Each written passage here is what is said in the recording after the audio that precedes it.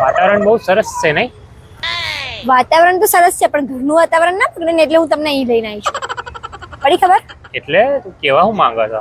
કહેવા શું માંગે છે એટલે તમે મારી બેનપણીઓને ફોન કરો છો અને નંબરો માંગો છો, બહુ સારા લાગો છો, ફેસબુક પર રિક્વેસ્ટો મોકલો છો. એટલે મેં કઈ કર્યું કશું? તમારે શું કામ છે મારી બેનપણીઓને ફેસબુક પર રિક્વેસ્ટો મોકલવાની, નંબર માંગવાની? મેં કોઈની પાસે માંગ્યા જ નહીં નંબર યાર. શું નહીં માંગ્યા?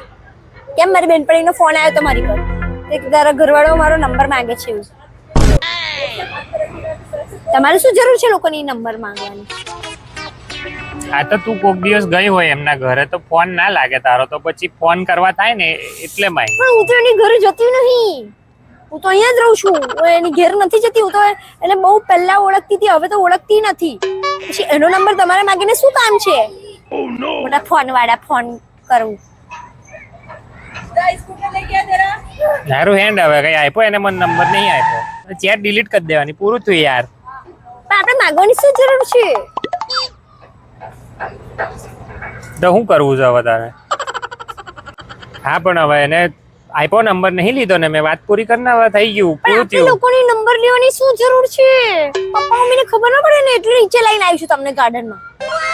નકર છે ને ઉપર જ તમારા બધા કાંડ કે તમારો છોકરો જો આ લગ્ન પછી આ બધા ધંધા કરે છે, લોકો છોકરીઓના નંબરો માગ કરે છે. તું આ ગાર્ડનમાં લડવા લઈને આવી છો મને? ના, લડવાની લાઈ, ઘરનું વાતાવરણ ખરાબ ન થાય એટલે અહીં લઈને આવી છું તમને બધું કહેવા કે સીધા સીધા રહેજો, નકર છે ને હુજી જશે.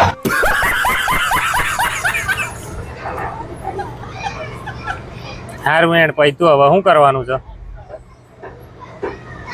જઉં છું મારા પપ્પાને ને મમ્મીને ફોન કરીને કહું છું કે આ બધું લફડા કરે છે, મારે નથી રહેવું અહીંયા, મને લઈ જાઓ તમે.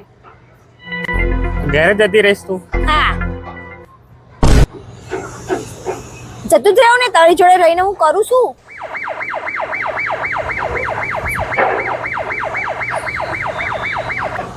આવું બધું કરે છે, સારો લાગે તું? બે છોકરાનો બાપ થયો, હવે તો શીખ ને. સારું હવે અહીંયા મગજમારી ના કર, તું બધા જોવા છે અહીંયા. ભલે જોવે, બધા જોવે ને એ જ બરાબર છે, જોવા દે બધાને.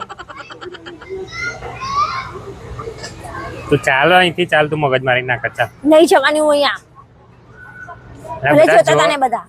બધા જોવે, સારું ના લાગે, ચાલ. ના, જોવા દે બધાને, જોવા દે, તારા બધા ખબર પડે, જોવા દે બધાને.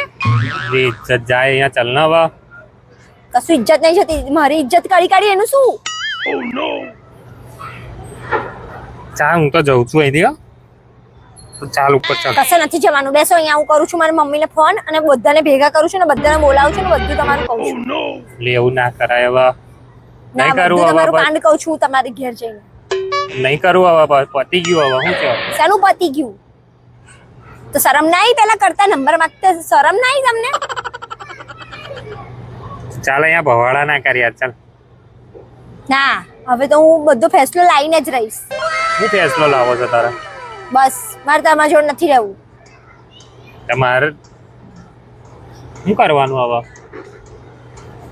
બોલો બોલો ને, મારે તારા જોડે નથી રહેવું, મારે હોય બીજી જોઈએ છે, બોલો હવે. કેમ બોલતા બંધ થઈ ગયા? અને કઈ રીતે કહું કે મીના ભાભીને લઈને જ ભાગી જવું જવા તો? કઈ નહીં, જાન દે, ચાલ છોડ, બધું જવા દે, હેડ હવે પૂરું કર પિક્ચર. હું કરવાનું છે એ કહી દે હવે. કશું કરવાનું નહીં. હું આજે પપ્પા મમ્મીને ફોન કરીને માફી મંગાવજો, બધાની વચ્ચે માફી માંગજો મારી, અને કહી દેજો કે આજ પછી હું આવું નહીં કરું, તો જ હું તમારી સાથે રહીશ, નકર હું તમારી સાથે રહેવું નહીં. બરાબર છે? બીજું કઈ? ના. એક બાજુ મારો હાડો જીવ ખાતો તો ને હવે નવું લફડું આવ્યું, કઈથી આવ્યું રમતું. એની બેનપણી બી છે ને ડાહી વધારે બને છે, મોડા જેવી છે. ને આ બાજુ પાછા પેલા મનીષભાઈ એ હોય પેલા મીના ભાભીને છૂટાછેડા નહીં હાલ દેતા.